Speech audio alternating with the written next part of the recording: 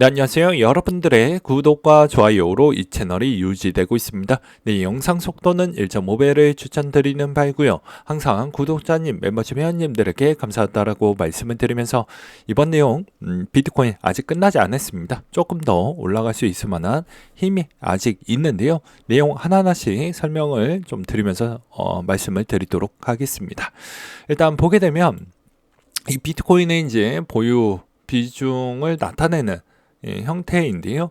여전히 이제 보게 되면 ETF에 있는 비중이 점차적으로 계속해서 늘어나고 있는 추세를 볼 수가 있습니다. 그리고 이제 여기에서도 확인이 안 되는 물량이 이제 저기 로스트에서 이제 확인이 되는데 이게 이제 분실, 확인 안 된 물량 여기 다 포함이 되어져 있는 거예요.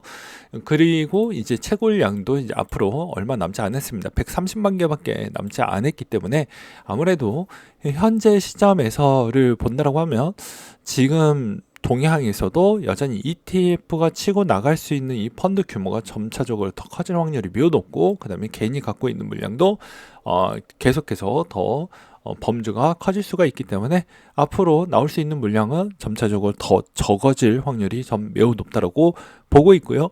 그리고 우리 연령대로 보지 말고 어떻게 보면 지금의 초등학생 정도에 있는 친구들을 주변 아는 지인들하고 또 이야기를 많이 하다 보면요, 로블록스를 좀 많이 하면서 어떻게 보면 가상 세계에 있는 결제 수단에 있는 그런 대상의 접근성이 워낙 좋아졌기 때문에 우리가 생각하는 결제 수단이나 자산에 있는 인식과 그 다음에 또 화폐에 대한 인식이 아예 달라질 수 있다라고 저는 말씀을 드리고 싶습니다. 그래서 아마도 비트코인은 여전히 계속 지난 탄생 시기 대비부터 계속 상승을 해주었던 자산군 중에 하나이기 때문에 이건 팩폭이죠. 그래서 여전히 나쁘지 않는다라고 말씀을 드리고 싶고요.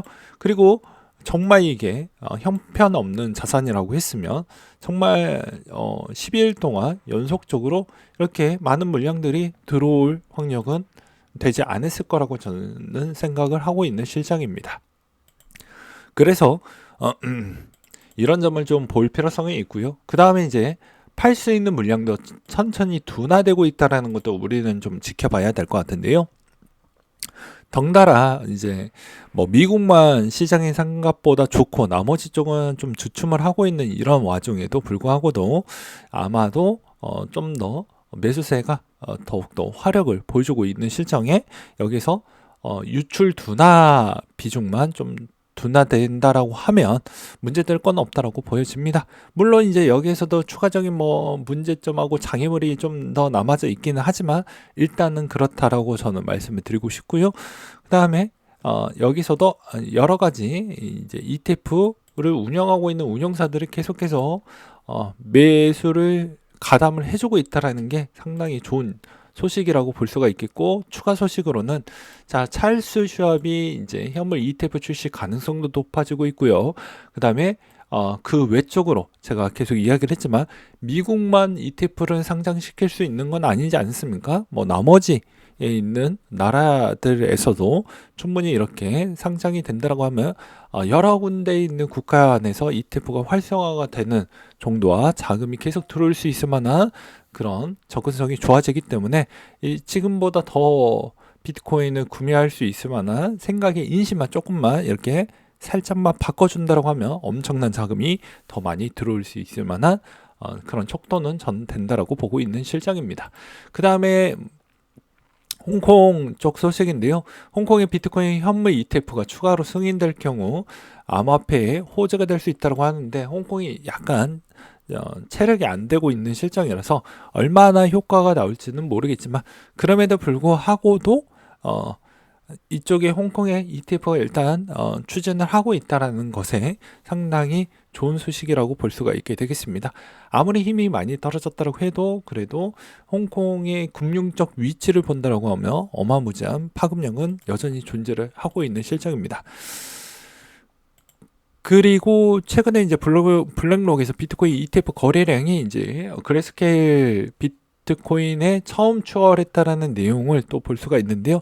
이 말의 의미는 그만큼 감소량 대비보다 찾으려고 하는 대상자가 더 많다라고 볼 수가 있게 되겠죠. 그래서 경쟁이 이제 심화되고 고객자들의 이제 고객 수가 많아지다 보니까 아무래도 이제 고객 확보 측면에서 이제 이것도 인기가 있으니까 수수료를 인하를 하는 것이지, 만약에 없었다라고 했으면 그런 행동을 보여주지 않았을 것 같다라고 저는 말씀을 드리고 싶었습니다. 그 다음으로 또 이더리움 이야기를 또 해야 되겠죠. 이더리움 이제 5월의 승인 가능성이 일단 70% 정도 열려져 있다라고 보고 있는 사람들이 좀 많이 있는데요. 다른 의견도 한번 준비를 해보았습니다. TD 코엔 이제 투자은행 쪽에서 나왔던 내용인데요.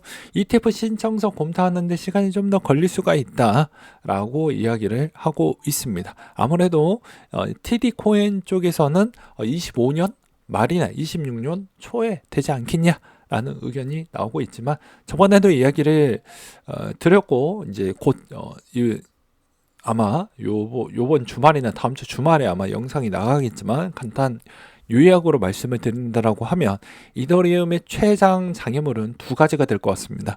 증권성 여부와 그 다음에 이 자산이 조작 가능성 여부에 따른 탈중앙화 모델을 갖췄냐가 관건이 되겠죠. 그래서 그 두 가지 부분을 잘 넘어갈 수 있는 시간적인 촉도가 좀 필요하다라고 저는 말씀을 드리고 싶습니다. 마지막으로는 이 내용도 좀 중요합니다. 예. 녹화 찍고 있는 시점에서는 FOMC 관련된 내용은 나오지는 않았지만, 어차피 추세적 흐름은 아마 이렇게 저는 흘러갈 것 같아가지고 이렇게 한번 분석을 해보았는데요. 어차피 나머지에 있는 투기 등급에 있는 기업 대출 발행량이 다시 한번 늘어났다라는 것에 의미를 좀 두고 있습니다. 이 말의 의미는 어차피 금리 인하를 할 것은 맞지만, 속도에 있는 가속도냐 아니면 잠깐 조금만 할 거냐, 이 차이이긴 하지만 연도를 지나면 거듭을 할수록 계속해서 금리 인하를 조금씩이라도 더 할 것이기 때문에 그냥 일단 대출도 많이 쓰고 있고요. 그리고 대부분 또 무엇을 하고 있냐면 요즘 투자자들이 더 많이 주식시장에 가담을 해주고 있다는 것입니다. 이건 굳이 제가 이야기를 하지 않아도 여러분들이 충분히 납득을 할 수가 있겠죠. S&P 500, 그 다음에 나스닥, 연준 최고치를 지금 달려주고 있는 실적입니다. 요런 상황이다 보니까 아무래도 비트코인의 일부 자금이 들어가는 게 좀 더 수월해지겠죠. 거기에다가 추가적으로 또 여기서 아무리 악재가 많이 나왔다고 해도 금리적 조정 관계를 거치지 않음에도 이제 약간의 코멘트나 이제 연준의 발언의 힘이 어느 정도 계속 유지가 된다라고 하면, 이것도 오건영 씨의 발언을 좀 빌려가지고 이야기를 좀 해보도록 하겠습니다.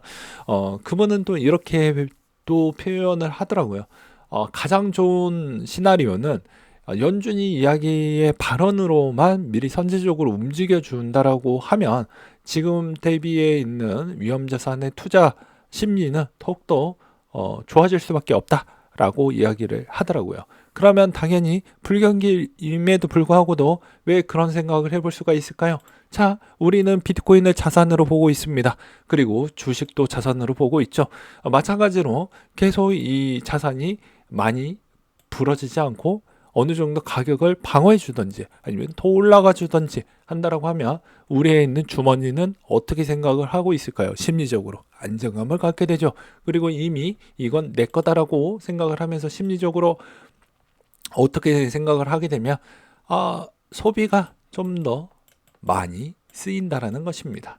그래서 오건영 씨는 이렇게도 또 표현을 하시더라고요. 아무튼 제가 생각을 해봐도 미국도 엄청나게 오래된 금융시장이다 보니까 좀 똑똑한 개미들은 미리 그 눈치를 좀 까서 채권 ETF나 채권 비중을 높이기도 했었고, 그 다음에 비트코인 부분도 약간의 불확실성을 어느 정도 해칭하고자, 또는 이제 이번에 총 통화량이 많이 늘어났기 때문에 어떻게 보면 대체 자산의 일부분의 포트폴리오를 좀 들어가려고 하는 사람들이 좀 많이 있었다라는 라고 저는 생각을 하고 있습니다. 왜냐?